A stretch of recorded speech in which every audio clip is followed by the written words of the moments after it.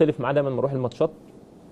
هو زملكاوي وانا اهلاوي، فاقعد اتفرج عليه. هو في المدرجات. اذا انت اهلاوي؟ انا اهلاوي، ده انا قلت 50 مره انا اهلاوي، فانت عشان ما عمال تقول كده فاقول لك طب كويس. بس انت اهلاوي وسطي يعني. لا يعني بتحب الاهلي، لكن اهو انت في شغلك هو نفسك تشوف الزمالك كويس عشان يبقى في عشان تنافس، المنتخب وعشان مصر طبعا. صحيح طبعا.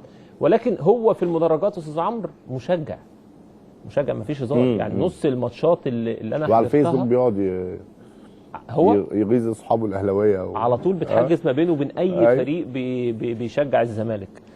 فليه الناس دي كلها ما ترجعش الزمالك تاني؟ وحاسس ان الزمالك زاد قوي بالحته دي.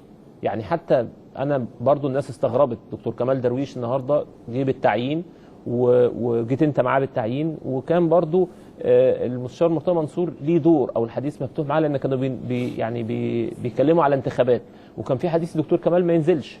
فجاه لقينا الدكتور كمال في الانتخابات، وكانت العلاقه كويسه مع المستشار مرتضى منصور. حتى بعد الانتخابات كانت الدنيا ماشيه وتقريبا اتعين. بيجي النادي ليه مكتبه في النادي. الدكتور كمال درويش هو مستشار مجلس الاداره لكل